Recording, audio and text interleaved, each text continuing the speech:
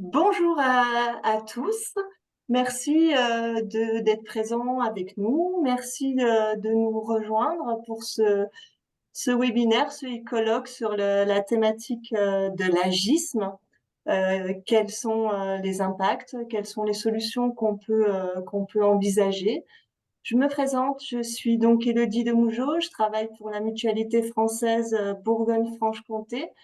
Pour certains d'entre vous, on a eu l'occasion de pouvoir échanger, travailler ensemble. Je pense principalement aux mutuelles, puisque je suis référente au sein de la mutualité française Franche-Comté pour travailler avec vous sur les attentes, les besoins en prévention et en promotion de la santé de vos adhérents.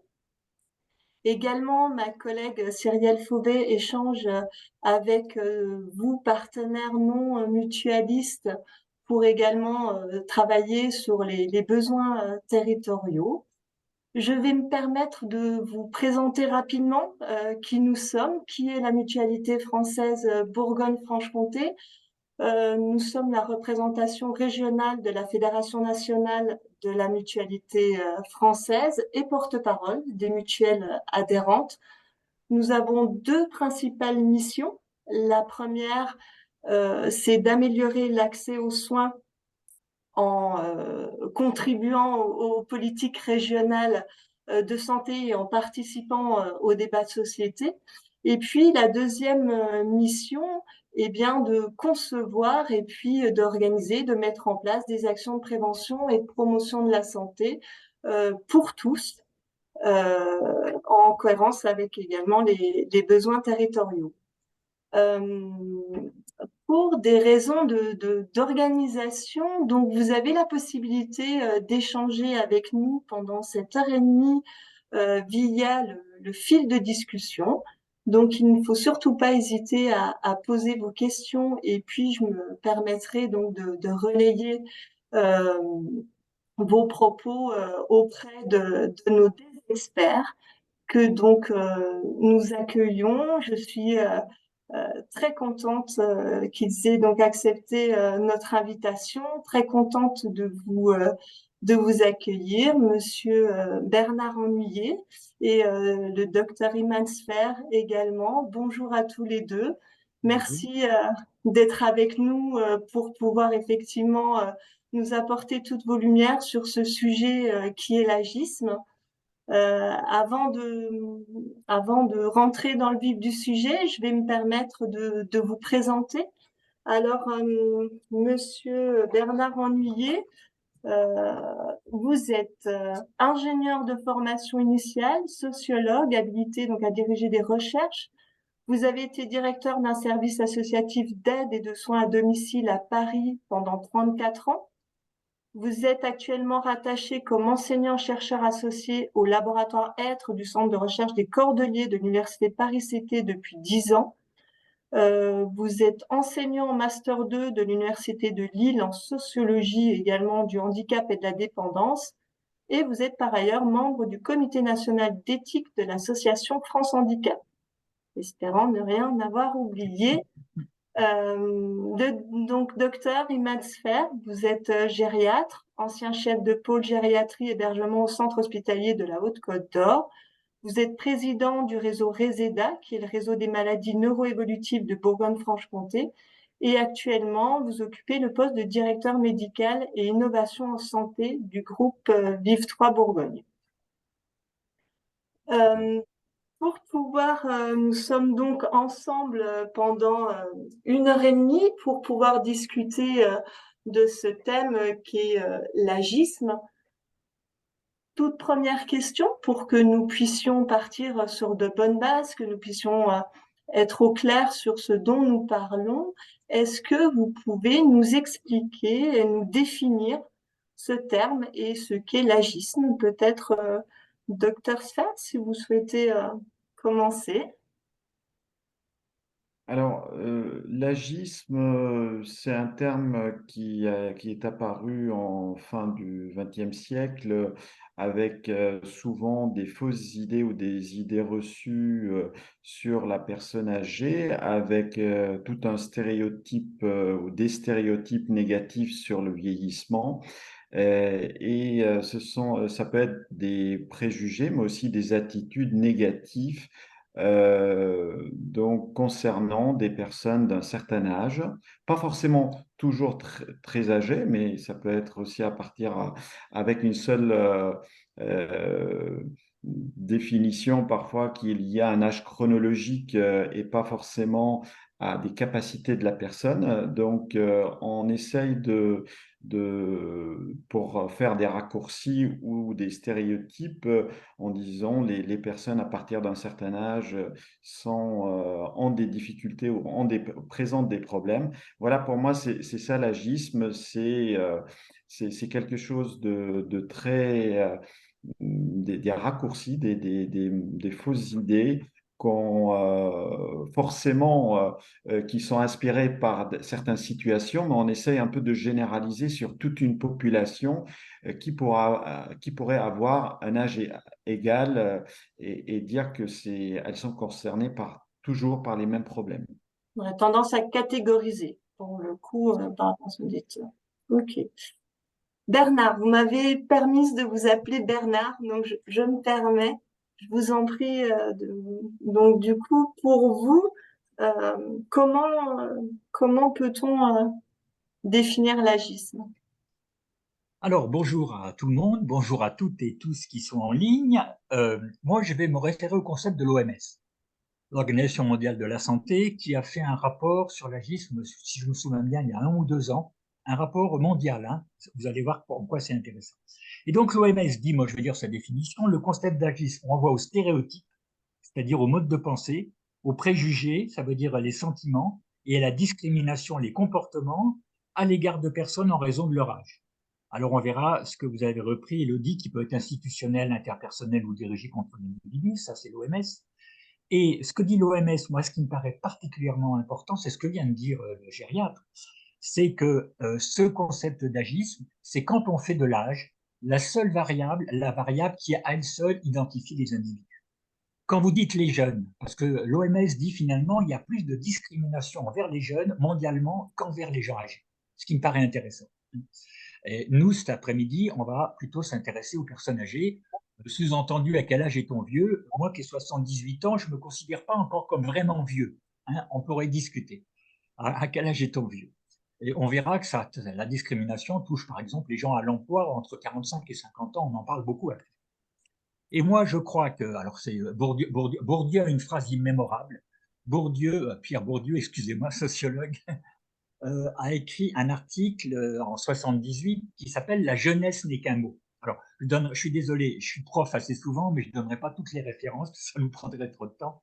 C'est dans un bouquin qui s'appelle Questions de sociologie. Et Bourdieu dit, l'âge est une donnée biologique socialement manipulée et manipulable. Moi, je trouve ça génial. L'âge est une donnée biologique socialement manipulée et manipulable.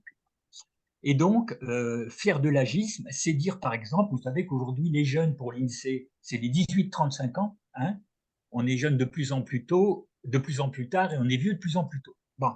Et donc, c'est pareil de dire, l'INSEE dit on est vieux à 60 ans. Non, autant pour moi, on est personne âgée à 60 ans. Et on verra à propos des politiques publiques, si vous prenez les 17 millions de 60 ans et plus comme une catégorie homogène, vous faites de l'agisme. Point. Très bien. Euh, Par rapport à ce concept qui est d'actualité, est-ce que vous pouvez nous dire depuis combien de temps, est-ce que c'est un terme qui est récent ou depuis quand ce terme est utilisé Alors moi, j'ai pas fait de recherche là-dessus. Moi, en fait, moi, j'aime pas parler d'agisme. Je préfère parler de discrimination par l'âge. C'est pas tout à fait la même chose. Euh, si je saurais pas trop dire, je sais que notamment, on va en parler avec le gériatre sur la question des maltraitances. Moi, j'ai beaucoup côtoyé un gériatre qui s'appelait Robert Hugonneau. Robert Hugonneau a été un de ceux qui ont, dans les années 80-85, mis en lumière la question de la maltraitance, dont on ne parlait pas avant. Maintenant, c'est devenu un cheval de bataille. Bientraitance avec ou sans tiret, maltraitance. Et Robert Hugonneau, qui était un des premiers gériatres des années 70, que j'ai beaucoup côtoyé, qui était à Grenoble, a mis notamment en exergue cette question de la maltraitance des personnes âgées dans les années 85, avec quelque chose, m'avait-il dit, qu'il avait pris aux Norvégiens. C'est intéressant, il avait pris ça à l'Europe du Nord, qui est sans doute beaucoup plus vigilante que nous sur ces choses-là. Et je me souviens, il nous parlait d'Ida Idol, qui était une gériatre, je crois, norvégienne. Et moi, je dirais l'agisme, du côté des personnes âgées, il naît un peu avec cette notion de maltraitance qui est mise en évidence.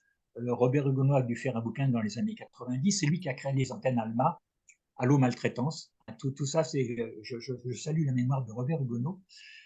Il me semble qu'on a beaucoup commencé à parler de ça au moment où la gériatrie naît. Ça veut dire, grosso modo, la gériatrie, elle naît dans les années 80. Même si Nacher, qui l'a inventé, l'a créé dans les années, il y a beaucoup d'années, bien d'années avant, la gériatrie, elle naît vraiment, les diplômes de gériatrie, c'est même après 80. Hein. Les premiers gériatres sont considérés comme des sous-médecins. Hein. Je pense que Docteur ne dira pas le contraire. Dans les années 70, en plus, les gériatres, c'est des médecins d'hospice. Robert Hugonneau, dans les années 70, c'est des médecins d'hospice, hein, les gériatres. Moi, je dirais, enfin, si je me permets, pas des sous-médecins, mais c'est Oui, une discipline qui était mal valorisée, puisque c'est un peu comme la pédiatrie, où tout le monde considère qu'il peut soigner les enfants. Là, il y avait beaucoup de personnes qui prétendaient, effectivement, puisque à un moment donné, les médecins généralistes et d'autres soignent des personnes âgées, et puis on ne voyait pas forcément l'intérêt d'une spécialité à part. Et effectivement, on a commencé un petit peu à organiser la discipline à peu près au même moment qu'on a commencé à parler des soins palliatifs, prise en charge de la douleur. C'était un petit peu ces périodes-là, même si la tendance a commencé un peu plus tôt. Mais moi, je pense que tout simplement, c'est une discipline qui s'est imposée euh, à cause du vieillissement de la population. Quand on voit qu'au début du XXe siècle, l'espérance de vie était à 45 ans à peu près, on a gagné presque le double en une centaine d'années. Donc forcément, on a commencé à voir apparaître des spécificités liées, enfin des pathologies liées au vieillissement de la population ou qui étaient beaucoup plus présentes chez les personnes âgées. Hein. Donc, d'où cette importance de commencer à structurer toute une filière ou discipline pour bien prendre en charge les particularités de la personne âgée et effectivement lutter contre, pas que, mais l'agisme où c'est une discipline qui est venue pour justement combattre les préjugés et essayer d'individualiser la prise en charge des personnes âgées. Sinon, on aurait laissé faire tous nos collègues médecins dans leur discipline, traiter la personne âgée de façon un petit peu équivalente ou parfois prendre des décisions, puisque malheureusement c'est encore d'actualité, quand on considère la personne au-delà d'un certain âge, on dit il faut rien faire, ils sont trop âgés, etc. Et ben justement, cette discipline a été créée justement pour dire attention, il a 90 ans, mais enfin, il était en état de santé globale et d'autonomie correcte avant, donc il faudra quand même qu'on puisse voir si on peut, notre prise en charge peut avoir une qualité de vie meilleure pour la suite ou ne pas rentrer dans la dépendance. On voit cette complexité, la complexité qu'on a entre le fait de ne pas catégoriser les gens et en même temps accompagner en fonction effectivement de l'évolution, du vieillissement. On y reviendra un petit peu plus tard, docteur Sfer, sur comment se passe ce vieillissement. On a bien compris effectivement qu'on allait plus s'intéresser là pendant cette heure et demie aux personnes âgées, bien que l'agisme puisse concerner une catégorie d'âge plus jeune, et on l'a vu aussi avec ce qu'on a vécu face au Covid. Euh,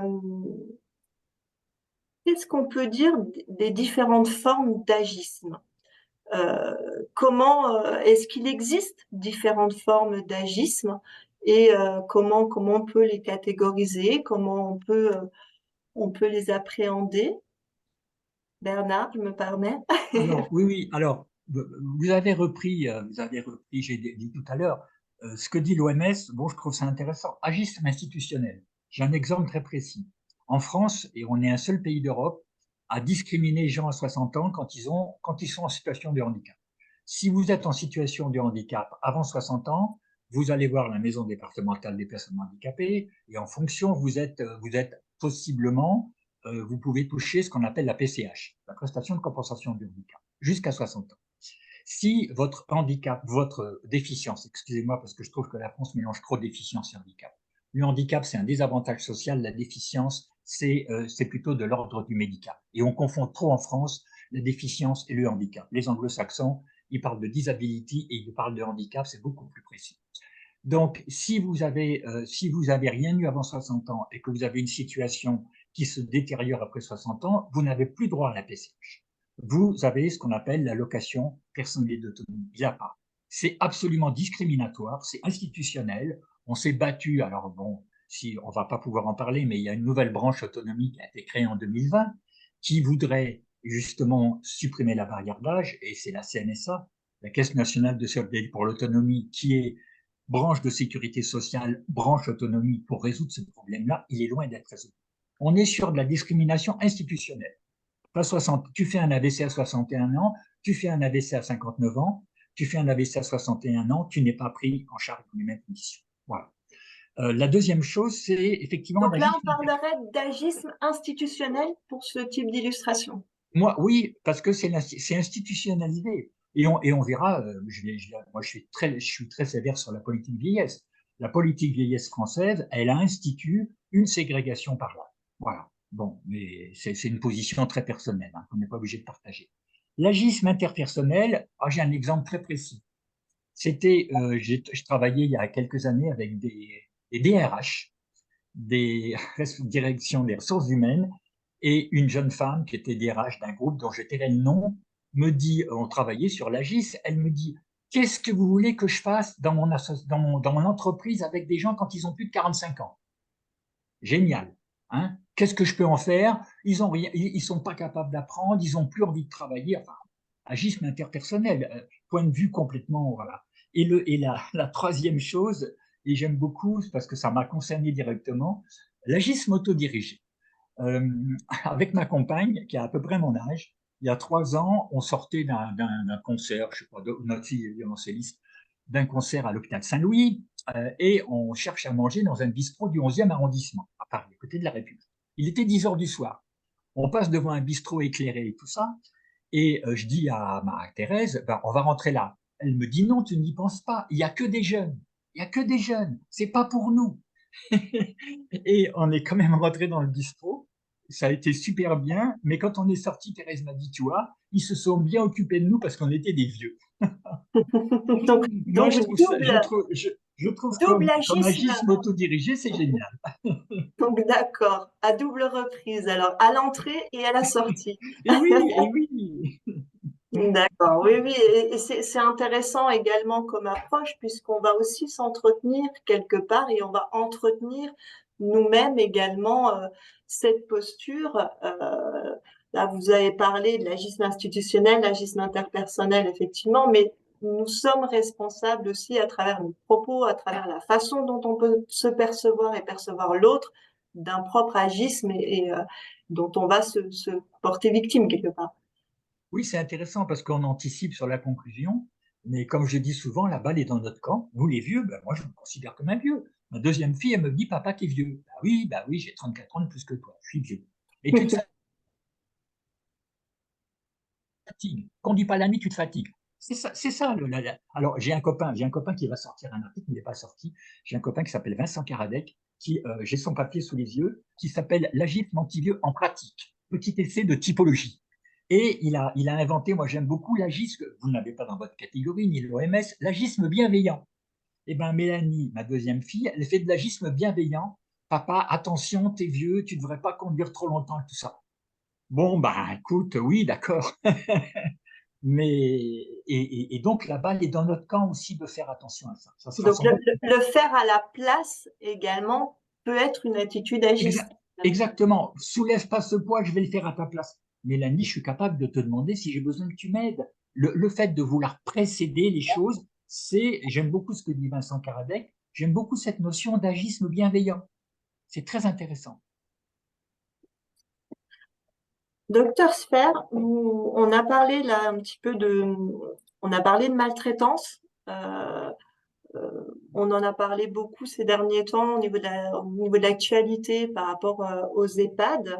Euh, Qu'est-ce que vous pensez, vous, de cette forme, du coup, plus discrète de l'agisme qui peut être présente en EHPAD et qui pourrait être tout aussi nocive et pernicieuse, qui n'est pas de maltraitance visible, mais qu'est-ce que vous pensez de ça? Alors, l'agisme, c'est pas forcément la maltraitance, mais peut favoriser la maltraitance. Je m'explique, c'est-à-dire, effectivement, du moment où on considère que les résidents en EHPAD, ils sont âgés, ils ont des problèmes, des personnes âgées, et du coup, il faut qu'on fasse les choses pour les protéger, pour les sécuriser, pour prendre des décisions à leur place, parce qu'on considère, on fonctionne avec notre tête de un peu plus jeune et on n'est pas à l'abri de se mettre à la place un peu des enfants, de la même vision, puisque un professionnel de santé, malgré tout, garde un petit peu sa culture, ses origines et son âge. Donc, il se projette comme les enfants, comme pourraient se comporter avec leurs parents et leurs grands-parents. On inverse un peu les rôles et on devient les parents de ses parents. Donc, et du coup, le risque, c'est d'infantiliser les personnes âgées, mais aussi à chaque fois de décider à leur place, puisqu'on considère qu'ils sont vulnérables et leur vulnérabilité les empêche de prendre les bonnes décisions. D'ailleurs, on le voit aussi au niveau de communication. Alors, ce n'est pas un scoop que je vais vous donner, c'est que la majeure partie de nos résidents dans les EHPAD sont atteints de maladies neuroévolutives type Alzheimer ou autres maladies. Il y a tout ce qu'on appelle maintenant, on n'appelle plus les démences, mais enfin, il y a plusieurs types de maladies apparentées à Alzheimer avec des troubles cognitifs, mais ça ne veut pas dire forcément que nos résidents sont incapables de comprendre ce qu'on leur dit, sont incapables de communiquer et sont incapables de répondre à des questions simples à condition qu'on puisse s'adapter à leur déficience, on va dire, de communication. Et on le voit, ceux qui prennent le temps de s'exprimer simplement et d'avoir cette envie d'expliquer et d'attendre des réponses des personnes atteintes d'Alzheimer, même à des stades avancés, on y arrive toujours à comprendre ce qui les convient, ce qui les convient pas, etc. C'est une question de volonté et ne pas être dans l'agisme en disant ah ben, ils sont incapables de comprendre, ils sont incapables de faire, etc. Et du coup, on fait à leur place. L'exemple type, c'est bon, effectivement, quand les gens rentrent en EHPAD et parfois ils ont une petite autonomie à domicile, hein. Ils ne rentrent pas par hasard non plus. C'est ils ont quand même une dépendance, mais pas complète. Et si on fait à la place d'eux, par exemple, pour refaire leur lit, pour s'habiller, pour aller aux toilettes, on ne laisse pas le temps et la capacité de le faire, bah forcément, ils vont perdre le peu d'autonomie qu'ils avaient avant et il devient dépendant. Et là, c'est une forme de maltraitance puisque ils vont subir, ça va précipiter leur entrée dans la dépendance et la grabbatisation totale. Et puis, effectivement, on a vu pendant la période Covid toutes ces... Alors, effectivement, il y avait un contexte majeur, je ne veux pas revenir là-dessus, mais ça montre bien notre vision protectrice des personnes vulnérables qui dépasse parfois les limites du raisonnable ou de l'acceptable ou du respect de la personne. Et du coup, on prenait des décisions pour enfermer les gens, pour éviter la propagation du virus. Et, bon, en disant on va les protéger, mais en même temps, on a vu apparaître des situations de dépression majeure et ce qu'on appelle des glissements qui ont pu, enfin, certaines personnes, certains résidents sont décédés ou ont été, ont souffert pas forcément du Covid, mais de l'enfermement. Et je peux donner plusieurs exemples au niveau institutionnel où on inflige notre vision de gens un peu plus jeunes, un peu protecteurs. Donc, ça peut être aussi ce que M. Ennuyé a parlé de l'agisme bienveillant, mais on part d'une idée un petit peu globale et ça part d'un bon sentiment en disant on veut protéger la personne et parfois on fait plus de dégâts vraiment de la protection. Et on a envie de dire que notre vision des gens un peu plus jeunes n'est pas forcément les attentes des personnes âgées de 30 40 ans, notre âge, où on peut s'intéresser un peu plus sur le côté confort, sur la vue sur la mer ou dans nos régions sur le jardin, mais peut-être, et puis être tout seul dans une chambre, etc. Et peut-être parfois les gens, et ça c'est la notion, enfin la vision des familles et la vision aussi de la personne concernée, c'est peut-être être à proximité de quelqu'un avec qui on échange. Donc vous voyez, On revient on n'a pas effectivement. les mêmes attentes que les personnes concernées. On revient à cette idée de départ que vous avez, lorsque vous avez défini l'agisme, effectivement, de ne pas, c'est pas parce que on passe la porte d'un EHPAD qu'effectivement on doit aussi catégoriser, puisqu'on parlait effectivement de l'agisme qui catégorise effectivement des personnes en fonction de l'âge. On peut être en EHPAD à un certain âge et bien entendu avoir des besoins et des attentes qui sont complètement différents. Et donc, ce dont vous parlez avec l'idée d'approche différente et de ne pas anticiper les besoins alors qu'on est rattaché à un EHPAD et à un certain âge. Euh, Oui, pardon, je vous en prie. aussi, je m'appuie sur ce que M. Ennui a dit tout à l'heure. Alors, effectivement, le problème aussi, c'est que notre système actuel n'est pas adapté à accueillir toutes les personnes d'âge différents. Donc, puisqu'on est âgé en France à partir de 60 ans, et la seule solution qu'on a aujourd'hui, qu'on peut proposer, c'est l'EHPAD. Et on voit bien donc les besoins et les attentes d'une personne de 62, 63 ans ne sont pas les mêmes qu'une personne de 80, 85 ou 90 ans. Donc, effectivement, on a formé les soignants, parfois de façon très condensée, hein, puisque une aide-soignante, elle est formée aujourd'hui en 8 mois, donc c'est pas non plus, pour moi, c'est pas suffisant pour pour voir une vue d'ensemble. Mais enfin, ça a le mérite d'exister, mais je pense qu'il faudra donc s'appuyer sur des formations continues. Mais en tout cas, on manque d'autres professionnels qui interviennent en EHPAD.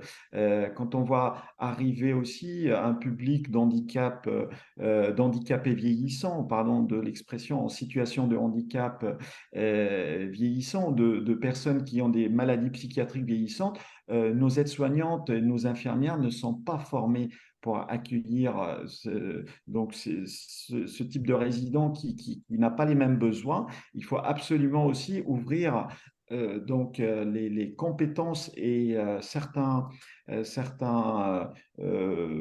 encadrements de type effectivement éducateur, moniteur, éducateur spécialisé, mais aussi d'autres discipline qui a l'habitude de travailler auprès de ce public fragile et en situation de handicap. Mais malheureusement, aujourd'hui, notre système est basé sur le fonctionnement d'un EHPAD qui a le mérite d'exister, mais qui n'est pas à la hauteur des enjeux aujourd'hui, en dehors de manque de professionnels ou de manque d'attractivité, mais parce que notre système n'a pas su évoluer par rapport au public qui est accueilli et qui est différent d'il y a quelques années.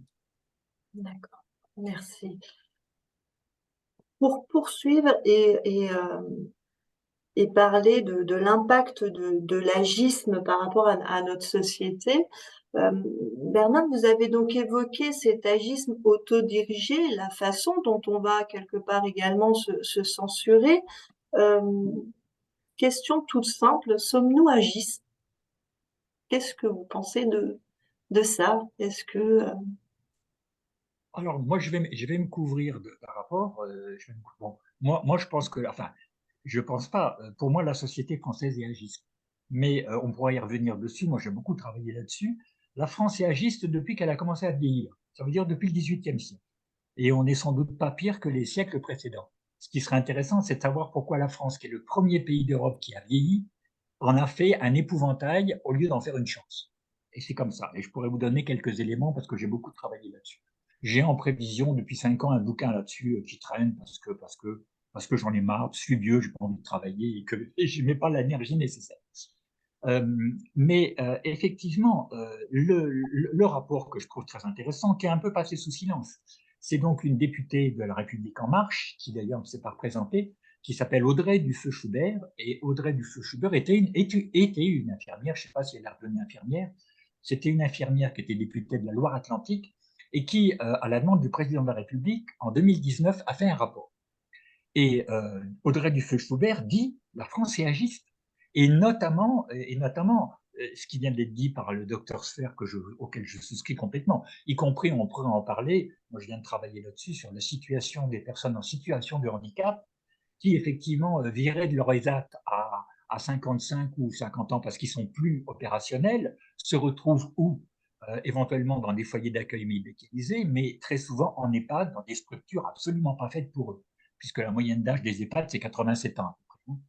Donc, Audrey Dufeu-Schubert dit, à partir du moment où les politiques publiques considèrent que tous les plus de 60 ans, il faut une politique pour tous les plus de 60 ans, on considère qu'ils sont tous pareils. C'est une hérésie. C'est une hérésie. J'ai rappelé tout à l'heure, 60 ans et plus, c'est 17 millions et quelques personnes. Et pour citer, puisqu'on est là-dessus, pour citer un monsieur éminent que j'ai fréquenté, monsieur Larocque, premier directeur de la Sécurité sociale, qui en 1962 fait un livre, fait un rapport qui s'appelait Politique de la vieillesse, où on verra d'ailleurs qu'il y a une phrase de Sauvy qui est épouvantable. La phrase de Sauvy, c'est « Le vieillissement de la population grève l'avenir de la société française ». Si c'est pas agiste, qu'est-ce que c'est, hein? Sauvy était un grand démographe. Hein. Et Larocque me dit, je n'aurais pas dû faire une politique parce que les gens sont tous différents. J'aurais dû faire une politique de correction des inégalités sociales. Parce que ce qu'on va réparer, ce qu'on va retrouver dans la grande vieillesse, et on pourrait le voir par rapport aux gens qui rentrent en EHPAD.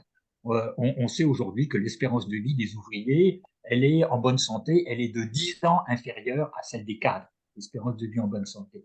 Donc, vous voyez, Audrey Dufeu-Schubert, rapport présidentiel, elle dit, dans ses comportements institutionnels, elle est beaucoup sur l'institution, la France, et alors, vous voyez, j'aime pas trop Agis, mais la France discrimine par l'âge, mais alors, moi j'en parle savamment, elle discrimine aussi par rapport à l'appartenance de classe sociale. Si vous avez été ingénieur, si vous êtes encore enseignant, vous n'êtes pas discriminé comme le mec qui a travaillé, ou la femme de ménage, ou le mec qui a travaillé en 3-8 toute sa vie. Vous n'êtes pas discriminé pareil. Effectivement, vous voyez, discrimination sociale, la France, et particulièrement en Europe, je trouve, par rapport à d'autres pays européens que je connais, la France, je dirais volontiers, est assez, et agisse. Voilà. Il faut lire le rapport il faut lire le rapport d'Audrey Dufeu-Schubert qui est en ligne, 2019. Il décrit parfaitement, effectivement, ce phénomène. Vous avez travaillé sur les stéréotypes qui sont liés au vieillissement. Est-ce que vous pouvez nous en dire un petit peu plus à ce sujet-là? Alors, je vais vous dire, exemple personnel, le stéréotype. J'étais encore directeur de service, j'ai quitté mon service à 67 ans. Voilà, mon service d'aide à domicile. Et j'avais un jeune informaticien. Notre génération n'est pas tombée dans l'informatique quand elle était petite. Et donc, j'avais un jeune informaticien, et quand je me plantais sur mon ordinateur, ce qui arrivait de temps en temps, Romuald, qui avait sans doute 25 ans, venait me dépanner, et il me disait, je vous explique pas, de toute façon, vous comprendrez pas. Mérite d'être Non, mais et l'informatique. Et alors, c'est très intéressant parce qu'il franchissait la porte de mon bureau, il se retournait, il disait, ah non, mais attendez, vous avez été ingénieur, je vais peut-être essayer. C'est vrai que, bon, je vais pas dire que je suis un champion de l'informatique, mais un vieux à l'informatique, il n'y comprend rien.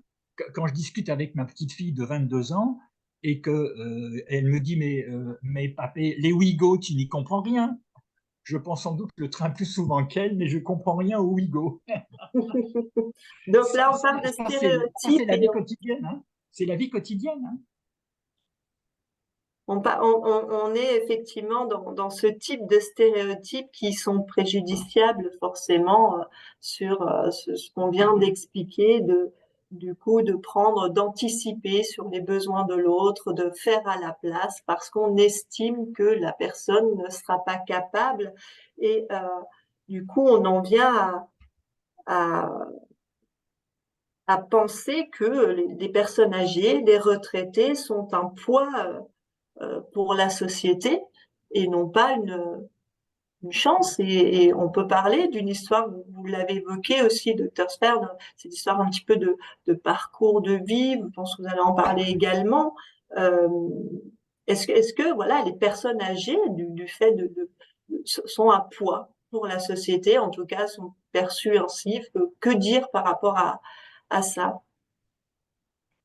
Bah, si vous voulez, ça dépend de quoi on parle et quel est le poids des personnes âgées dans la société. Alors c'est sûr que je reviens sur cette vision un peu et certains préjugés qui pensent qu'une personne âgée est forcément dépendante et gravataire, que une personne âgée est forcément vulnérable. Et une personne âgée est forcément dépendante des autres. Donc, en partant de ce principe-là, avec un âge chronologique en disant à partir de 75 ans ou 80 ans, donc là, les personnes âgées nécessitent tel et tel soin ou telle prise en charge, ou désolé de le dire, mais ça peut coûter à la société tant. Là, on se trompe, puisque la preuve aussi, c'est que bien évidemment, il y a des personnes de 80, 85 ans qui ont encore une autonomie, qui n'ont pas besoin ni de vous ni de personnes pour s'occuper et puis accomplir les tâches de la vie quotidienne. Donc, et ça peut être une force d'ailleurs qu'on voit de plus en plus. Je vais vous donner l'exemple de la désertification médicale médical au sens large, donc y compris pour les paramédicaux, etc. Heureusement aujourd'hui que nous avons des retraités actifs, parfois à un âge très avancé, qui reviennent nous aider parce que on a tellement pensé à un moment donné que nos politiques et puis pour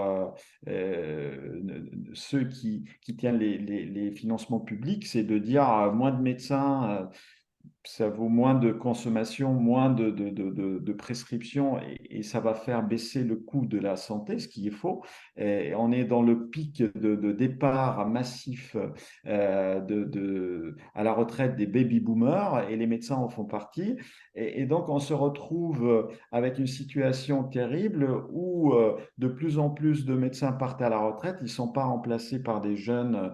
On a voulu verrouiller le numerus clausus et le baisser. Et on voit bien, enfin, c'est un autre débat, mais alors je reviens sur mon exemple, c'est que l'exemple des EHPAD, aujourd'hui on a du mal à trouver des médecins coordonnateurs ou des médecins prescripteurs et heureusement que nous avons pu accueillir aussi certains médecins qui prenaient leur retraite ou qui étaient retraités depuis un certain temps, qui viennent nous donner un coup de main et c'est la force aussi quand on parle du vieillissement, heureusement que nos retraités, aussi dans d'autres domaines, hein, viennent en renfort des gens un peu plus jeunes pour donner un coup de main. Donc c'est sûr que si on voit toujours le côté négatif, une force peut se transformer en faiblesse. On l'a vu dans d'autres domaines aussi, par des préjugés, on pense que ce sont des personnes qui vont porter un poids et pourtant, si on les intègre correctement et on leur donne la place qu'ils peuvent remplir, où ils sont à leur place, ben là, on peut transformer une faiblesse en une force. Vous voulez poursuivre sur ce sujet-là ou ajouter quelque chose, Bernard, sur le poids? Oui, moi alors, puisqu'on parle de médecine, pas plus tard que la semaine dernière, j'ai lu 2 articles dans Le Monde sur, je ne sais pas quoi, sur les problèmes du budget de la France, je vous apprends rien. Et dans les 2 causes des dépenses de santé, il y avait le vieillissement démographique. Or, c'est faux. Et j'ai comme référence Brigitte Dormont. Brigitte Dormont est une économiste de Dauphine qui a montré que ce n'était pas le vieillissement de la population qui entraînait les dépenses de santé, mais éventuellement plutôt l'hypertechnologie développée un peu pour tout et n'importe quoi. Moi, j'ai des copains qui me disent on m'a fait faire 3 à 4 scanners parce que chacun voulait le sien et tout ça. Et Brigitte Dormont dit c'est pas. Et quand je parle avec pas toujours mes copains, les économistes de Dauphine, de Paris-Dauphine, excusez-moi, à Paris, je pense à Jean-Hervé Lorenzi, que je connais bien, qui est président du Cercle des économistes, j'entends parler du poids des retraites. Je leur dis, OK, les retraites, c'est 14% du PIB. C'est grosso modo 300 milliards. OK, quelque part, c'est un prélèvement. Mais ce que vient de dire le docteur, un prélèvement, c'est, quand vous le voyez, c'est aussi un flux. Ça veut dire qu'effectivement, les retraités, ils remettent cet argent en circulation. Et cet argent, il crée de l'emploi et de l'investissement. En plus, le poids des retraites. Les retraites, c'est un droit. Les gens se sont acquis leurs droits en cotisant, même dans le système de répartition. Donc, vous voyez, quand j'entends mes copains économistes, parce que j'en ai parlé du poids des retraites, je dis, mais de quoi tu me parles? Il y a un flux d'argent. Il y a un flux d'argent, effectivement, et on sait très bien que dans les crises, notamment depuis quelques années, les personnes les plus âgées remettent en circulation de l'argent en direction de leurs enfants ou de leurs petits-enfants, parce que effectivement, même si la retraite est faible, c'est un revenu qui est fixe, et on sait très bien qu'il y a des calculs qui ont été faits de voir que dans les retraites, tout ce qui est redistribué. Donc, vous voyez, de parler du poids des retraites, moi, ça m'offusque. Les retraites, c'est un flux monétaire. Il faut voir que c'est par certains côtés une charge, de l'autre côté, c'est une chance que cet argent soit remis en circulation. C'est tout. Et Brigitte Dormont est une économiste. Pour ceux que ça intéresse, il y a un article de Brigitte Dormont dans la revue Esprit de juillet 2010, si je ne me trompe pas, qui tord le cou à cette idée que les dépenses de santé seraient tirées vers le haut essentiellement par le vieillissement démographique. Ça, c'est faux. faire la transition du coup sur l'approche et sur l'agisme et les conséquences de l'agisme sur notre santé. Euh, Docteur, que pensez-vous du coup de l'impact de l'agisme sur notre santé? Est-ce que vous pensez, alors c'est un terme un petit peu fort, mais que l'agisme peut être responsable de pathologies euh, auprès des plus âgés du coup? Oui, bien sûr. Du moment où on enferme une population avec des préjugés, déjà, il peut y avoir un impact donc au niveau psychique et on voit une pathologie qui est assez fréquente auprès d'une population âgée de 65 ans et plus, c'est la dépression. C'est aussi, ça peut être lié à notre vision un petit peu négative de la personne âgée qui forcément oblige à un moment donné la personne âgée à s'adapter à la vision que les plus jeunes ont du vieillissement. Du coup, ça forcément, ça isole la personne et ça la met dans une position de faiblesse et il y a un impact au niveau psychologique. Alors, je ne dis pas que toutes les dépressions de la personne âgée sont liées à ça, mais ça peut y participer. Il y a certaines études qui ont montré que quand on est dans une société avec beaucoup de sentiments ou de préjugés négatifs, si on expose cette population-là en comparaison avec une autre population qui a à peu près les mêmes problèmes de santé, la polypathologie face à une société qui est un peu plus ouverte et qui a moins cette vision négative, l'espérance de vie donc dans la population où il y a ce côté, ces préjugés négatifs est inférieure à l'autre société où les personnes sont âgées, exposées ou moins exposées au côté négatif. Donc, on peut aller il y a certaines études qui ont montré, on peut aller jusqu'à 7 ans, 7 ans et demi d'années en plus quand on est dans des bonnes situations.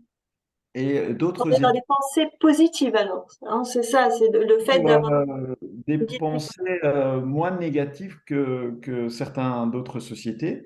Et d'autres études qui ont montré que pour certaines personnes qui sont atteintes de pathologies chroniques ou des maladies plutôt curables, quand on est exposé à des préjugés négatifs, on guérit moins vite ou moins bien que quand on est exposé à des préjugés positifs. Donc ça montre bien que les préjugés, l'agisme peut jouer un rôle dans l'apparition de certaines maladies ou de leur évolution dans le temps.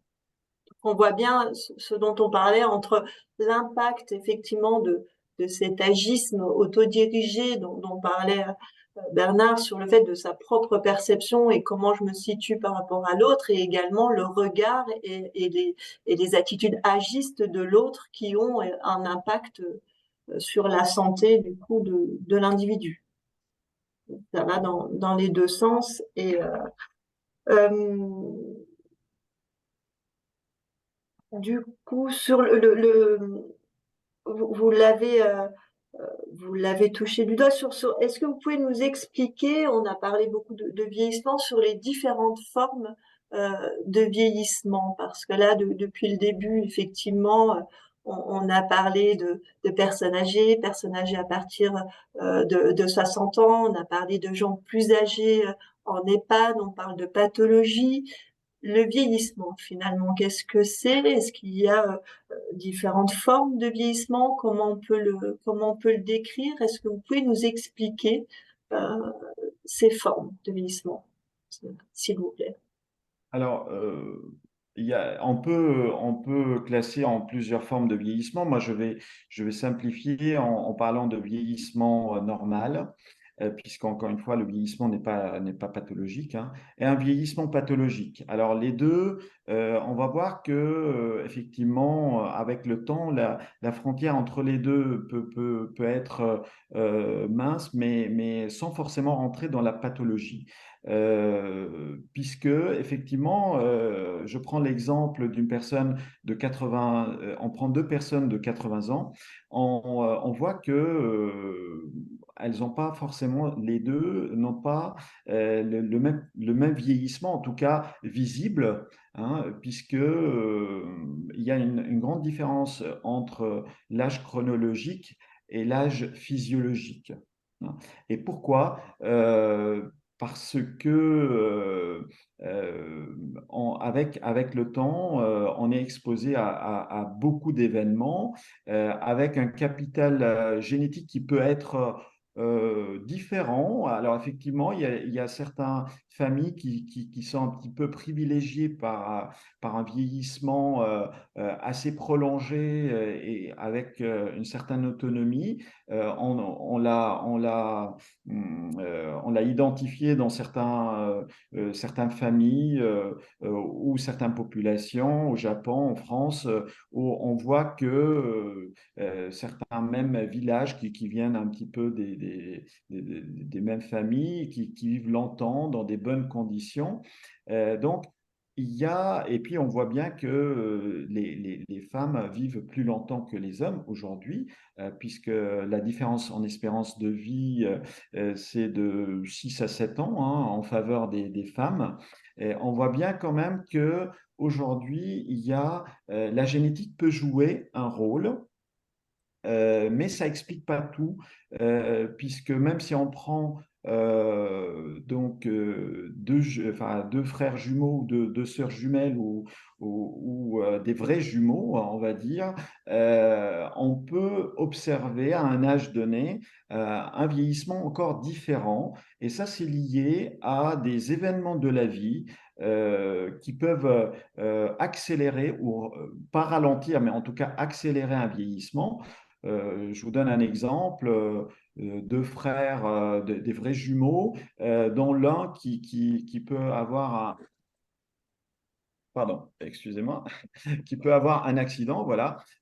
C'était ça je voulais faire des effets. L'illustration, ça arrive. Donc, c'était pas voulu. Donc, un accident de la voie publique avec un gros traumatisme, ça peut être articulaire, etc. Bah, le vieillissement de leurs articulations qui ont été accidentées va être beaucoup plus avancé que le frère qui n'a rien eu, hein. Et puis, on peut aussi donner l'exemple des sportifs haut niveau que j'ai suivi à un moment donné, les professionnels, enfin les sportifs du karaté par exemple, bah, à un âge de parfois 55 ans ou 60 ans, ils ont des articulations complètement abîmées par l'arthrose parce qu'ils ont trop sollicité certaines articulations, ils ont accéléré leur vieillissement.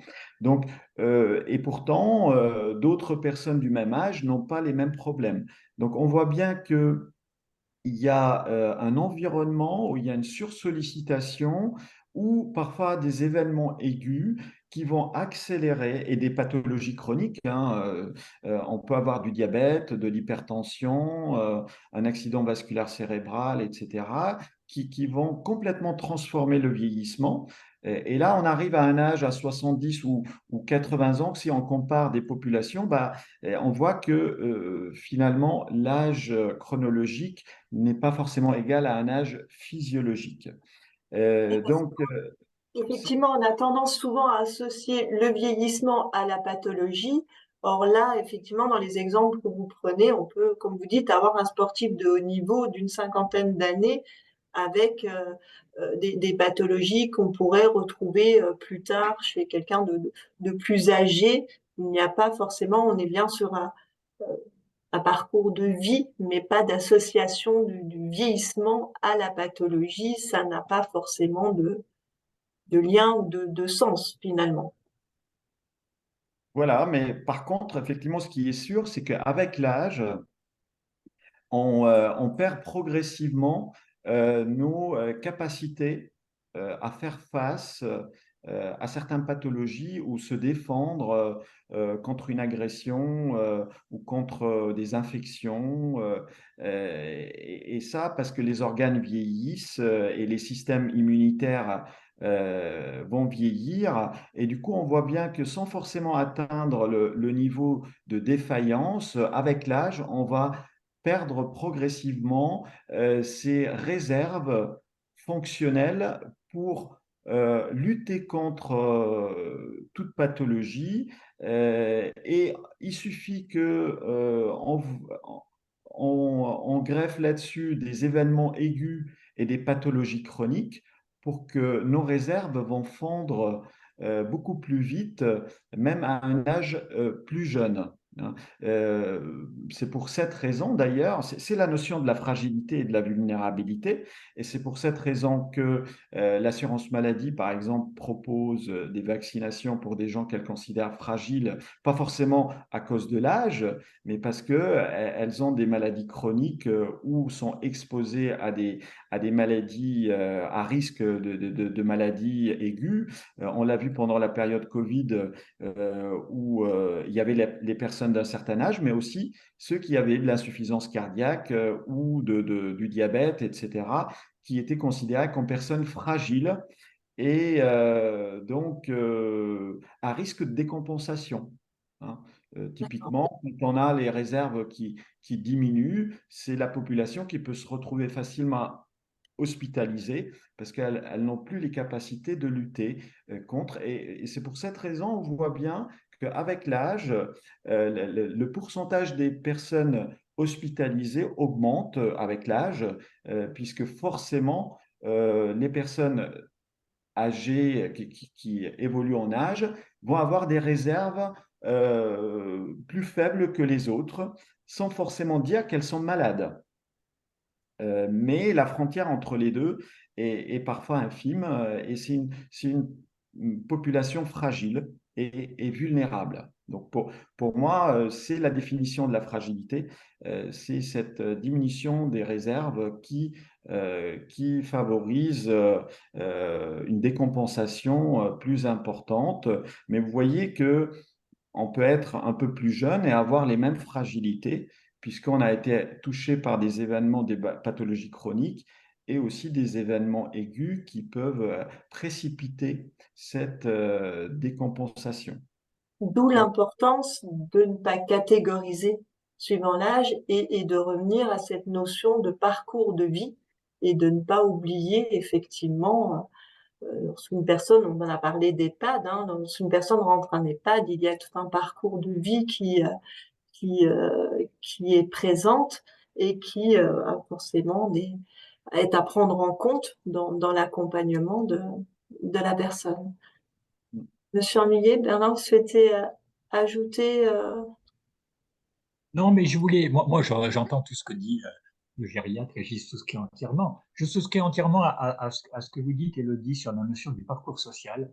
Moi, je pense que, bien sûr, c'est ma partie, indépendamment des données de départ, hein, il y a des gens qui sont doués au départ génétiquement, biologiquement, puis il y en a qui ne le sont pas.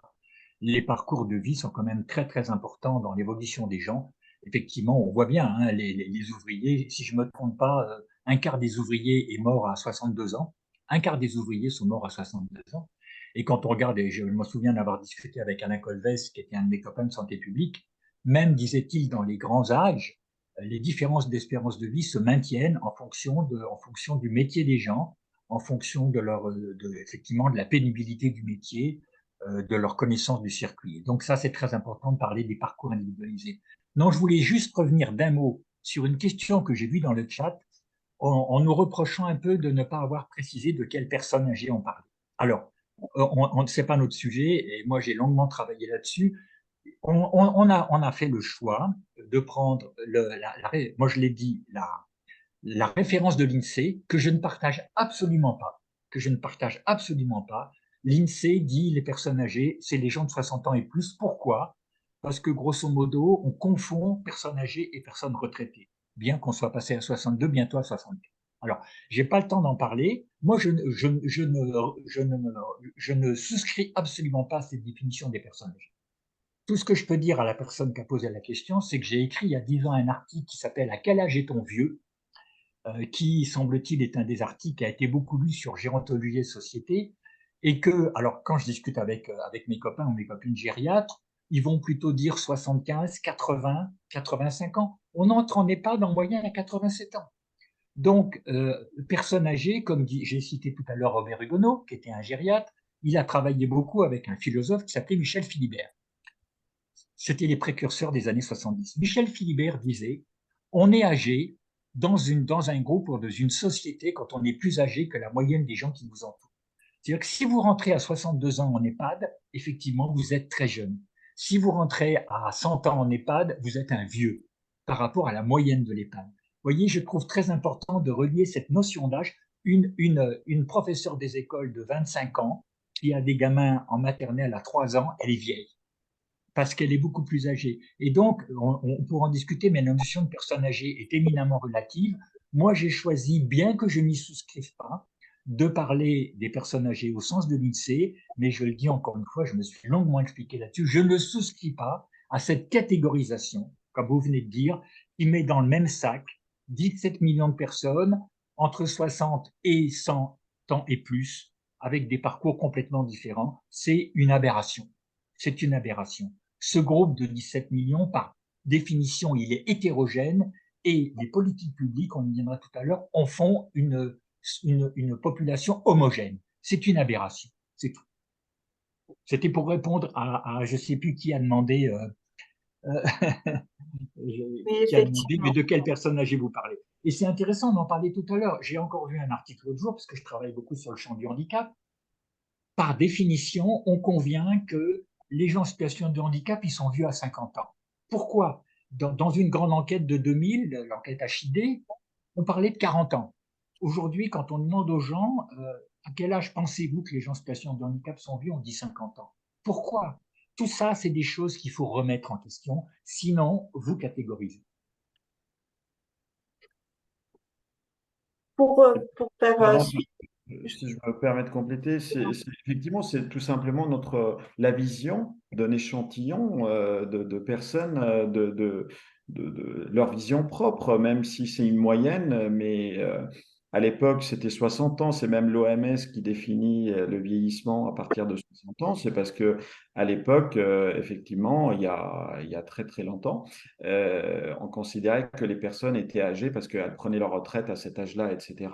Mais c'est comme les retraites, c'est pas les retraites, enfin le droit à la retraite qui doit être remis en question, mais il faut adapter les choses et des définitions ou des dispositifs qui datent depuis il y a 30, 40, 50 ans, ils peuvent pas se maintenir dans la durée en sachant que la démographie a changé, hein, sans faire de la politique, mais à l'époque, à partir de 60 ans, en moyenne, on vivait une dizaine d'années après, ou voire un peu moins. Maintenant, on peut s'attendre à 25, 20 ans, 25 ans en plus.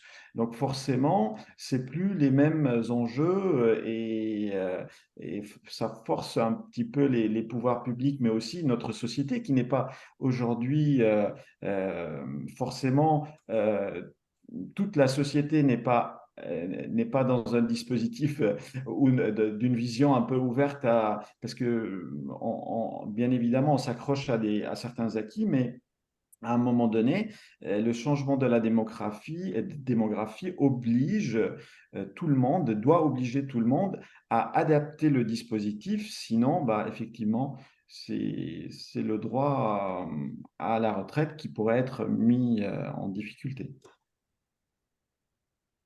Ce que vous dites est extrêmement important.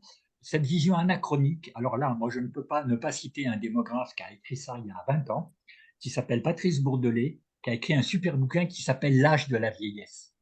Quel est l'âge de la vieillesse? Et Patrice Bourdelais, qui est historien et démographe de l'École des hautes études en sciences sociales, dit la France, comme d'autres pays, a une vision anachronique, ce que vous venez de dire. On n'a pas du tout. On était personne âgée au moment du rapport Larocque en 62 à 65 ans. Pierre Larocque, dans son rapport, il dit on est vieux à 65 ans. L'espérance de vie a gagné 12 ans depuis, et on est vieux aujourd'hui à 60 ans. Cherchez l'erreur. Madame Dartois, dans le fil de discussion, nous offre une transition pour poursuivre. Elle parle des actions qui nous semblent importantes à envisager, la communication. Donc effectivement, quelles sont les stratégies, quelles solutions, quelles sont les stratégies que nous pourrions mettre en place pour limiter du coup ces comportements agistes et pour pouvoir donc modifier nos comportements. Bernard, que pensez-vous des stratégies qui puissent se mettre en place, des actions que nous pourrions mettre en place? On en a parlé déjà. Ça veut dire, bon, il y a effectivement le niveau collectif. Au niveau collectif, je ne suis pas le seul, encore une fois. Moi, je travaille sous le contrôle de la députée de Audrey Dufeu-Schubert, avec qui on en avait discuté.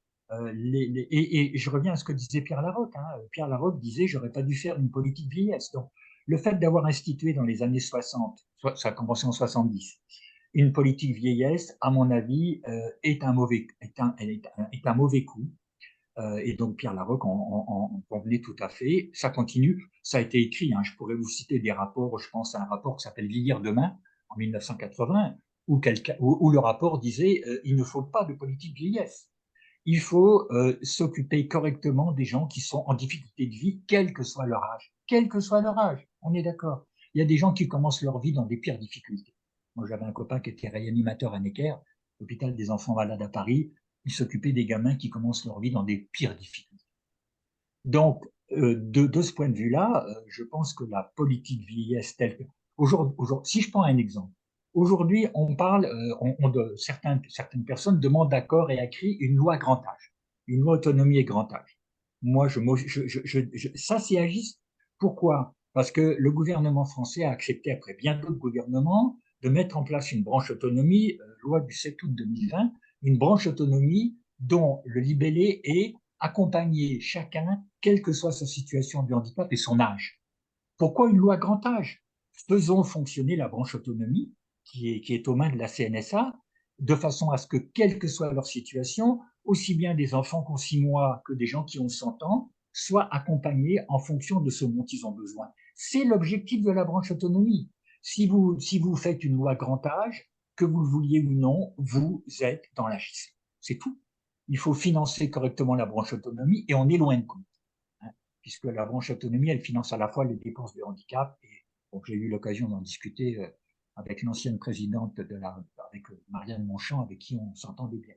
Donc vous voyez, après, en dehors de ce niveau-là qui est quand même très lourd, il y a tout le... Moi, je pense qu'au niveau du quotidien, je l'ai dit tout à l'heure, un certain nombre de retraités, moi je l'entends, un certain nombre de retraités acceptent, à mon avis, un peu trop facilement qu'on leur colle une image en disant oh, je vais pas me battre contre ça, ça sert à rien, tout ça. Si, moi je suis un teigneux, ouais, je suis un teigneux, effectivement. Mais aussi peut-être que faudrait peut-être qu'on regarde un peu. J'ai vu tout à l'heure dans le chat quelqu'un qui parlait de toute l'utilité sociale des retraités, c'est vrai. Mais il y a aussi un certain nombre de retraités qui se contentent de leur petit confort. Et mon Dieu, ce qui se passe pour les plus jeunes générations, je m'en désintéresse. Non, là, il faut. Moi, j'avais un copain qui est mort depuis quelques années. Il disait un certain nombre de retraités sont trop égoïstes, ils ne pensent qu'à eux. Je pense que la question mérite d'être posée. La question mérite d'être posée. Effectivement, je n'oublie pas que ma retraite aujourd'hui, dans le système par répartition, elle est payée par vous deux. Ma retraite aujourd'hui, elle est payée par vos cotisations, en espérant que vous aurez la même chance que moi de toucher d'ici quelques années une retraite. Donc là, de ce côté-là, je crois il y a des retraités qui ont bien compris ça. Vous voyez, j'ai changé de personne âgée en retraité. Hein. C'est pas innocent. Il y a des gens qui s'engagent.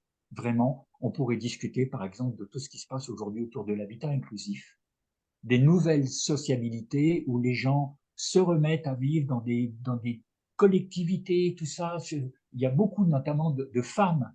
Il y a tout ce qu'on appelle l'habitat inclusif, ces nouvelles formes d'habitat alternatif, où les gens vont préférer vivre à 7, 8, 10 pour s'entraider. C'est très intéressant, c'est à l'initiative des femmes, de femmes qui ont 60, 70, 80 ans. On a fait une enquête là-dessus. Donc, je crois que, et puis, alors peut-être et notamment, puisque je suis là-dessus, je dirais pas recréer de l'intergénérationnel, parce que il suffit de prendre le train pour être dans l'intergénérationnel. Si vous prenez un train, vous allez vous trouver avec des enfants de 6 mois, avec des gens de 90 ans. Mais peut-être, et tout à l'heure, le médecin disait très bien, peut-être prendre du temps pour que les uns et les autres, je dis bien les uns et les autres, on prenne du temps à s'écouter. Et ça, aujourd'hui, c'est pas gagné. Hein, que dans les courses de vitesse, c'est pas gagné, qu'on prenne du temps à s'expliquer. J'ai 80 ans, voilà comment je vois les choses. Tu as 20 ans, voilà comment tu vois les choses. Est-ce qu'on peut trouver, il y a forcément des choses sur lesquelles on est en désaccord, mais est-ce qu'on peut trouver le minimum de points communs pour vivre ensemble? La question, c'est bien la question de vivre ensemble. Ça mérite des débats. Il y a pas, là, vous en faites un aujourd'hui. Il n'y a pas suffisamment de débats où les générations se rencontrent pour justement éventuellement s'expliquer sur leurs désaccords. Parce que si on commence pas à s'expliquer sur nos désaccords, on n'est pas prêt de trouver un accord. Donc, dans les stratégies et dans les solutions, là, ce dont vous nous parlez aussi, c'est tout l'aspect intergénérationnel. Donc, de créer des occasions intergénérationnelles, effectivement, pour mieux se comprendre, mieux appréhender les besoins et les attentes de chacun pour le mieux vivre ensemble dont vous avez, que vous venez d'évoquer.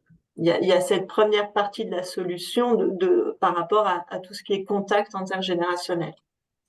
Mais l'intergénérationnel, là, moi, je suis originaire de la Nièvre et j'étais, il y a au 15 août, j'étais dans un petit patelin du Morvan que j'adore, qui s'appelle Mère.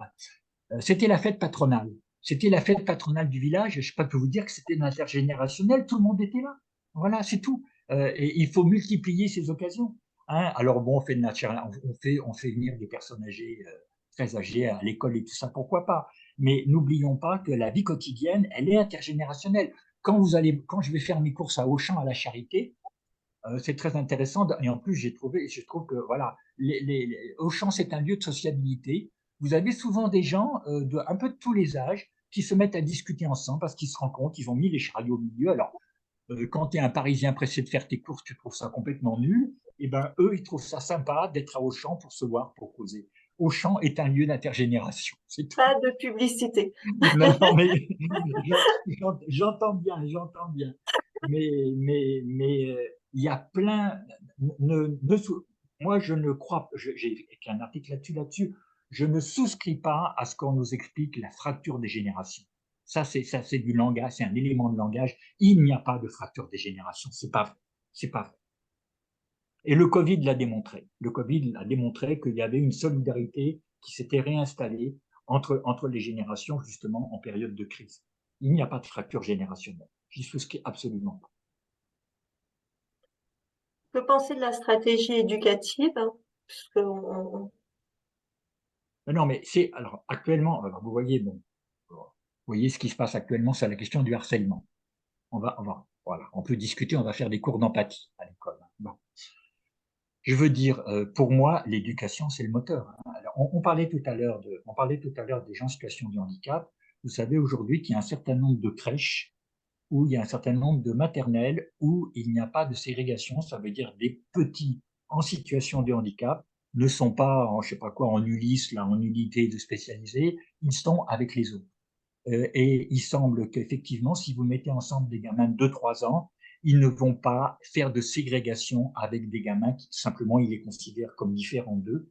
Et donc l'éducation a un rôle majeur à jouer. L'éducation a un rôle majeur à jouer. Sur les choses dont on parle aujourd'hui, ça devrait faire l'objet d'un enseignement à l'école primaire, à l'école secondaire, y compris, pourquoi pas, à l'université. Hein. sur des questions liées, alors on n'est pas sur des questions liées directement à l'agisme, mais sur comment on arrive au fil du temps, à travers les différentes étapes de l'enfant, à travailler ces aspects-là, parce qu'on n'en a pas, on était effectivement sur une approche personne âgée, mais vous l'avez évoqué au départ, les problématiques des plus jeunes par rapport à l'emploi, etc. Donc, on pourrait travailler aussi sur ces questions-là tout au long du parcours éducatif de l'enfant, du jeune adulte. Moi, je travaille beaucoup avec mes étudiants sur la présentation sociale. quand vous discutez avec des étudiants des représentations, quand vous leur demandez de parler de la vieillesse, tous les mots qui sortent sont négatifs. Je leur dis, mais vous avez bien des grands-parents, des arrière-grands-parents. Ah oui, mais eux, c'est pas des vieux. C'est vachement intéressant. C'est pas des vieux, c'est mes grands-parents, c'est mes arrière-grands-parents. Ça veut dire, on a quand même en France une représentation sociale de la vieillesse qui est complètement, alors, ok, bon, on peut prendre les chiffres, hein. Après 80 ans, vous avez un quart des gens qui sont en difficulté importante. Les gens de santé publique sont passés par là, mais vous avez trois quarts des gens après 80 ans qui n'ont pas d'incapacité majeure. Ça a été très bien dit tout à l'heure. Mais on vit sur une représentation. Moi, j'ai fait, je crois, je fais quand même assez souvent cours. L'an dernier, c'était à Corentin-Selton. C'était c'était des gens qui font un DU de psychiatrie, un diplôme d'histoire de psychiatrie. J'avais 30 personnes là, des toubibs, des infirmiers, tout ça. Je leur demande sur un tour de table, de m'associer un mot à la vieillesse. Sur les 30, il doit y en avoir 2 qui ont associé un mot positif. Les 28 ont associé un mot négatif. Mais je leur ai dit, d'où ça sort ça? D'où ça sort? Effectivement. Les représentations sociales, ça se travaille. Mais encore une fois, les représentations sociales, aujourd'hui, elles viennent aussi des politiques publiques. Il y a une loi de 2015 qui s'appelle la loi d'adaptation de la société au vieillissement.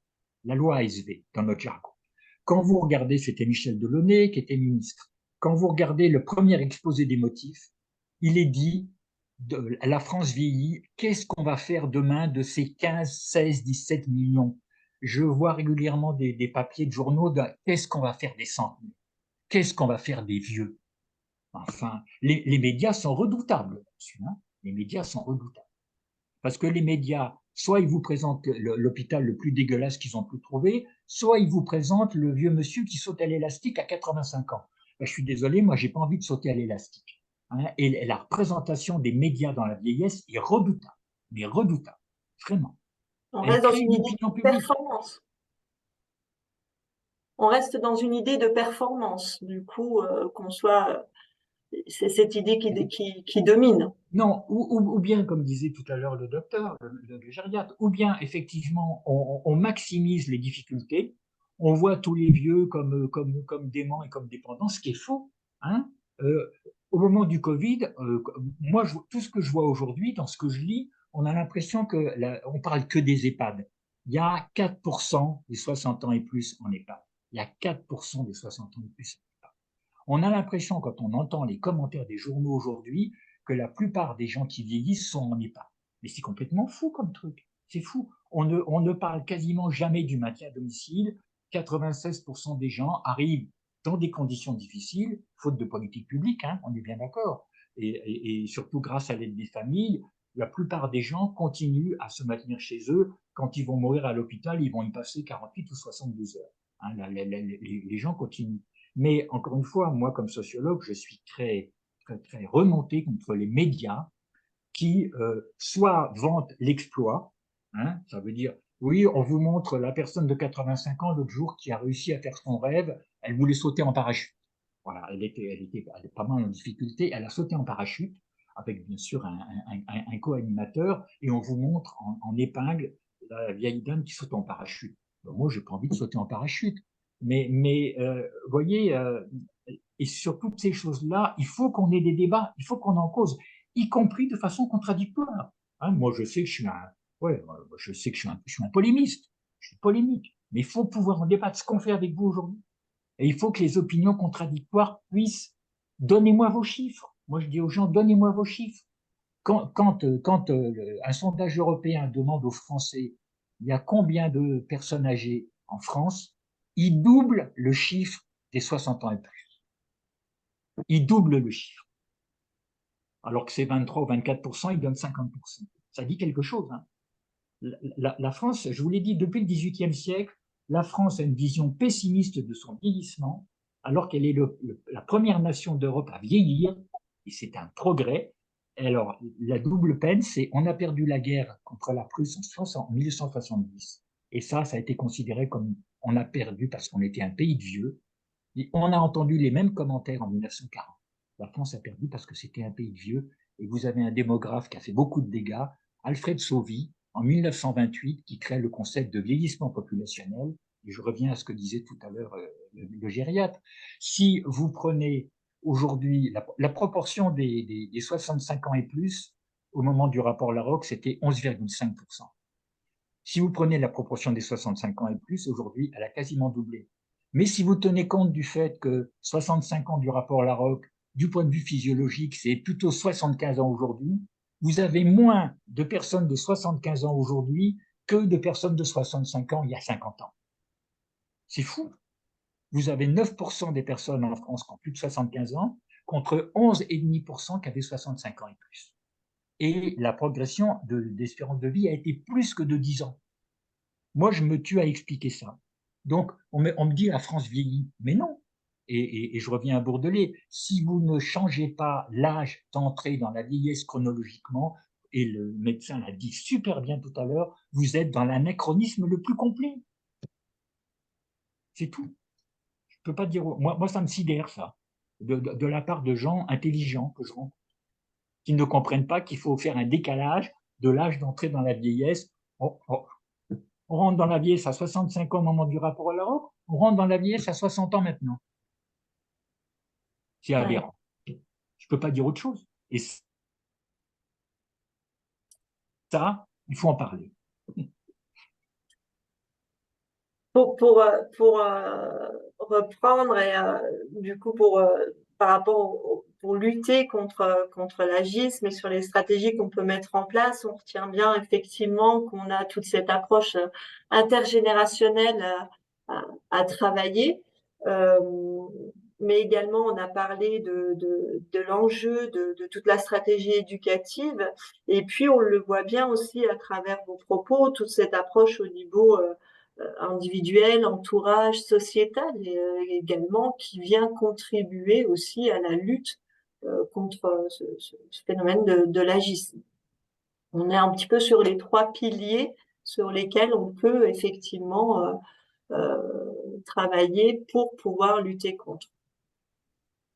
Par rapport à ce qui vient d'être évoqué. Docteur Sfer, vous souhaitez rajouter Puis, effectivement, ça a été dit, mais je pense que les médias ont un rôle important puisque on est dans de l'information choc et on veut toujours marquer les esprits et on passe d'un extrême à l'autre au lieu de montrer la réalité exacte. Et puis la réalité parfois n'est pas très attractive parce qu'elle est normale. Et donc, c'est pour cela on a tendance dans les médias de favoriser un agisme puisqu'on montre des choses qui pourraient aller dans le sens d'une opinion publique au lieu d'être avant-gardiste et de proposer des choses ou de montrer la réalité. Je vous donne un exemple qui n'a rien à voir, mais qui explique un peu le fonctionnement des médias.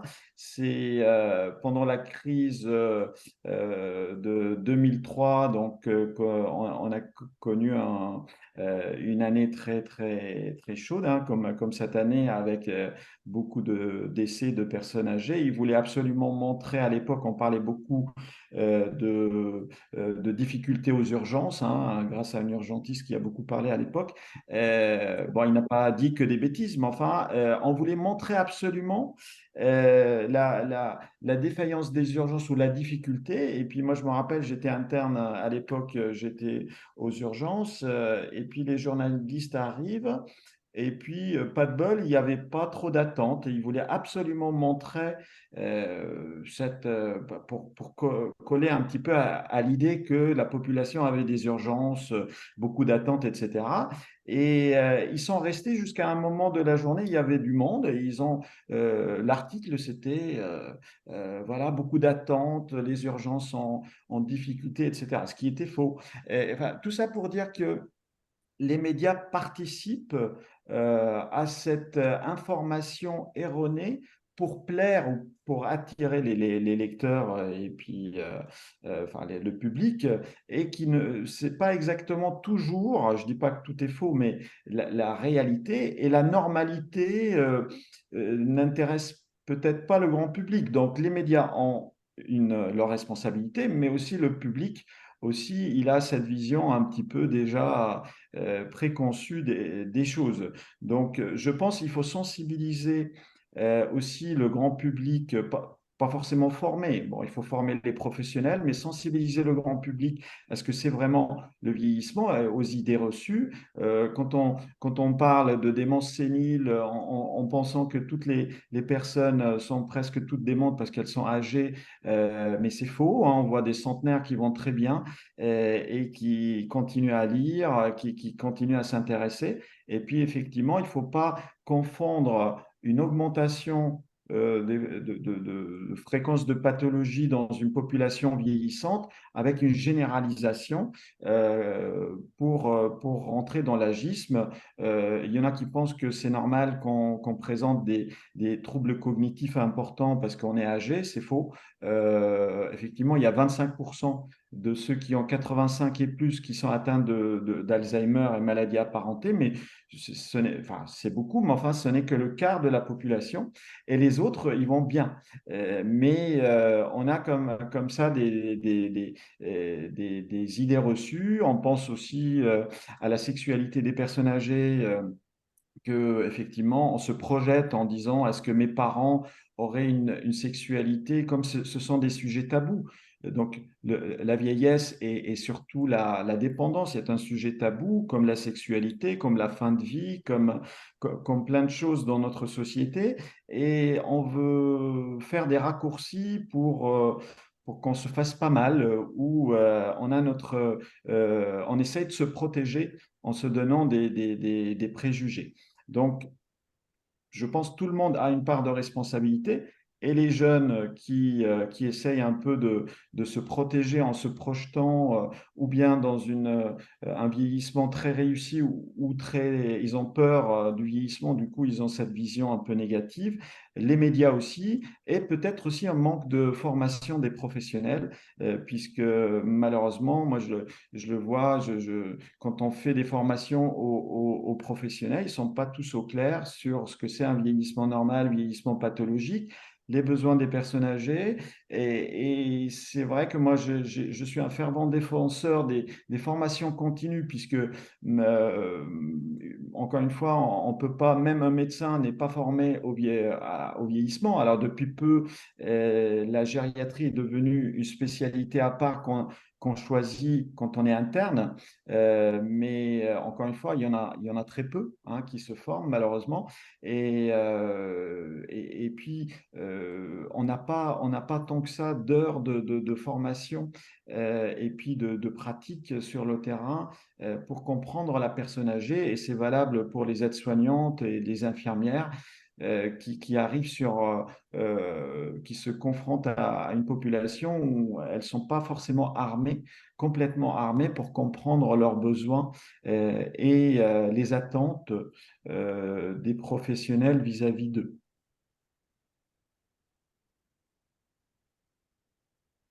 Je pense que Est-ce que c'est très important ce que vous venez de dire parce que là, on a essentiellement, sans doute, qui nous écoutent des professionnels. Je crois ce que vous avez très bien dit. Un certain nombre de professionnels ne sont pas au point là-dessus, de chaque fois redresser. Moi, j'arrête pas de redresser. Aujourd'hui, on nous parle d'une catastrophe en 2030 ou en 2040 des 85 ans et plus. J'ai démontré, chiffre à l'appui, que c'était faux et qu'en plus, l'espérance de vie sans incapacité progresse plus vite encore aujourd'hui que l'espérance de vie tout court. C'est un peu technique, mais c'est des choses qu'il faut dire. Et je crois que le rôle des professionnels est important. Mais je regardais là, il se trouve que j'ai regardé hier la liste des choix d'internat par rapport à ce que vous disiez. Moi, dans mon master d'éthique, on a des internes. La gériatrie fait partie des 3 derniers choix avec les autres, avec le dernier qui est la santé publique. Ça en dit long quand même du choix de l'interne. Quand vous voyez que la santé publique est le dernier et que l'avant-avant-dernier est la gériatrie. Et que ce qui fait Flores aujourd'hui, c'est la chirurgie réparatrice. Ça fait aussi réfléchir sur les phénomènes globaux qui provoquent cet agisme. Et là-dessus, encore une fois, bon, moi je suis très content qu'on ait fait ce débat aujourd'hui. Il faut en débattre. Et il faut en débattre légitimement avec des opinions sur lesquelles on n'est pas forcément d'accord. Mais la démocratie, c'est le débat. Hein. Bon, on peut pas dire les choses autrement.